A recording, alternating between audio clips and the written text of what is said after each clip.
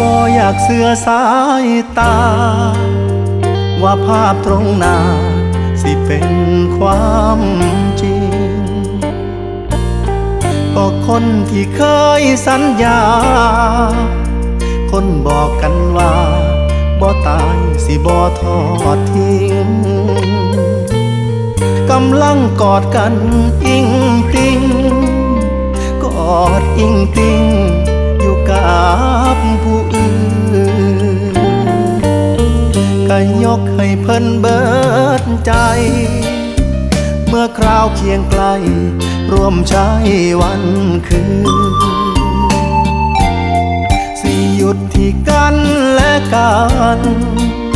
หนักร่วมฝ่าฟันยากสิซอยกันเบิดจังใดมากลายเป็นอื่นมาเฮ็ดกันได้แค่น้อใจคนแล้วคำว่าฮักกันมือนั้น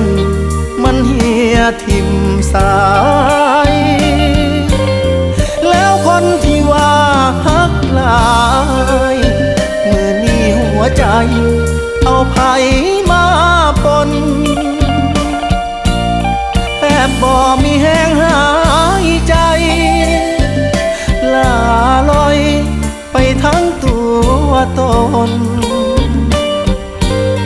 กลั้นใจฟังเหตุผลของคนที่เศร้าฮักกัน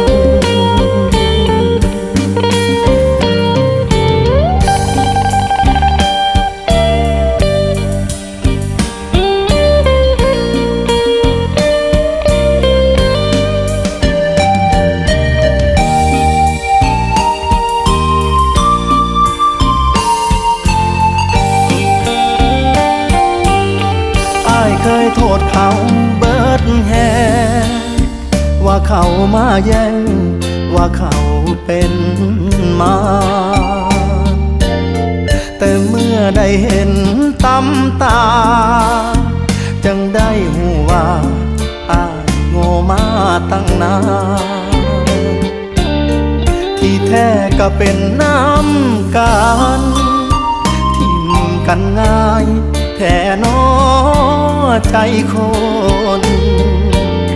แล้วคำที่ว่าฮักกันมือนั้นมันเหี่ยทิ่มสายแล้วคนที่ว่าฮักหลายมือนี้หัวใจเอาไผมาปนแทบบ่มีแห้งหายใจลาลอยไปทั้งตัวตนกลั้นใจฟังเหตุผลของคนที่เศร้าฮักกันอ้ายบ่อยากฟังเหตุผ